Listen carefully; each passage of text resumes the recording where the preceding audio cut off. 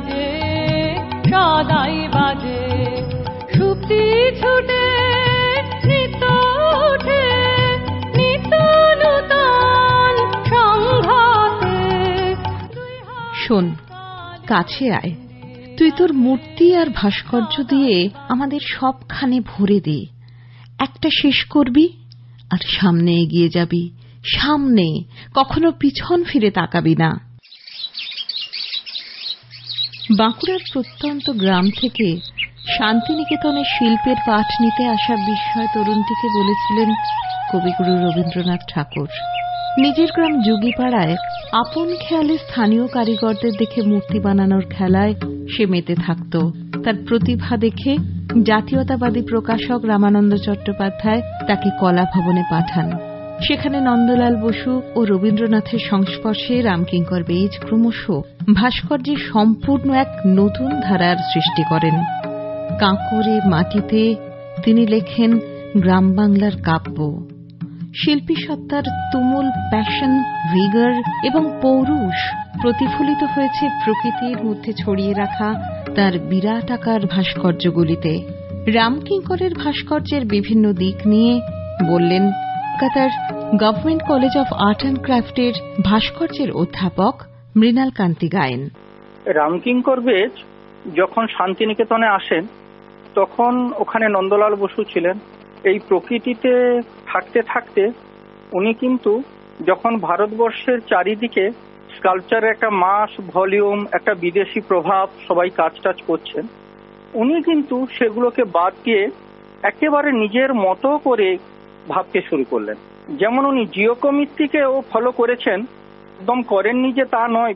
জিওকমিত্রিকে follow করে উনি একটা সুজাতা বানিয়েছিলেন, একটা গাছের মতো ফর্ম, একটা ইলংগেটেড লম্বা সুজাতা, এবং তার আশেপাশে অনেক গাছ আছে, যেন মনে হচ্ছে গাছের সঙ্গে মিশে গেছে।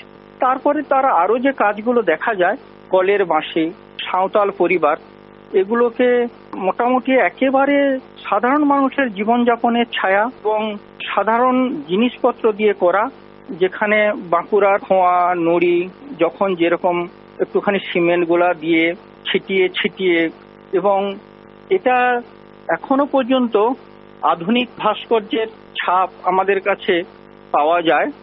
এনভায়রনমেন্টাল এবং আধুনিকরণ যে ভাস্কর্য প্রথম আমাদের দেশে রামকিঙ্কর বেইজই আনেন এবং উনি তৈরি করেন। 1930-এর দশকের শেষের দিক থেকে 40-এর দশকের শুরুতে শান্তিনিকেতনের ভাবধারায় ভাস্কর্যের সম্পূর্ণ আধুনিক এক শৈলীর জন্ম দিলেন রামকিঙ্কর। দেশ ও বিশ্বের নজর কাড়লেন। 1950-এ আমন্ত্রণ পেলেন সালো দ্য রিয়েলিতেস নোভেলে, 1951-এ সালো দ্য মেতে। 2013 সালে প্রখ্যাত শিল্পী রামকিঙ্কর বেইজের প্রিয় ছাত্র কেজি সুব্রমণিয়ামের প্রথম রামকিঙ্কর বেইজ স্মৃতি বক্তৃতার কিছু অংশ। Ramkinkar's landscape sketches were a little different from the kind of watercolor landscapes produced in the official art schools of that time. In his watercolors, he rendered first the essential spatial structure of a scene, generally in neutral tint, and brightened the areas within with needed chromatic details, often with a textural hatching to areas he wanted to bring forward. And as time passed, he infused into these a kind of expressionistic drama, giving his forms and color a libidinous thrust and power. 1970-এ Bharat সরকার ভাস্করকে পদ্মভূষণ উপাধিতে ভূষিত করলেন।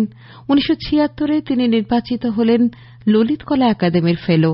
একই সময়ে বিশ্বভারতীর দেশিকোত্তম উপাধি পেলেন। রবীন্দ্রভারতী বিশ্ববিদ্যালয় সাম্মানিক direct প্রদান করল 1979 সালে। 1975 সালে নির্মিত প্রবাদ প্রতিম চিত্র পরিচালক ঋত্বিক ঘটকের তথ্যচিত্রে রামকিঙ্কর।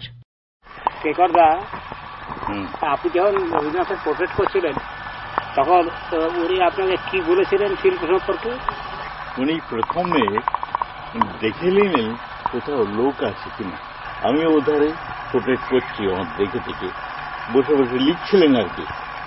তারপরে উনি দেখছিলেন, দেখে তারপরে আমার জিজ্ঞেস করলেন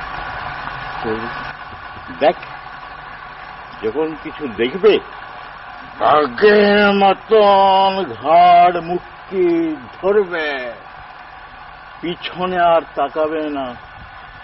এই হচ্ছে তার শেষ কথা। শিল্পী রামকিঙ্কর বেইজ শতাব্দীর বিস্ময়। আরো বিস্ময়কর তার জীবন, যা অনিঃশেষ সংগ্রামের, সাধনার, সাফল্যের, বিশ্বাসে অটল, জীবনবোধে অবিচল, নাটকীয়তায় উদ্বেল। 1980 সালের 2 আগস্ট সিটি হাসপাতালে যুগোত্তীর্ণ এই শিল্পীর জীবনাবসান হয়। শেষ ভাস্কর্যটি গড়েন হাসপাতালে রোগশয্যায় দুর্গামূর্তি।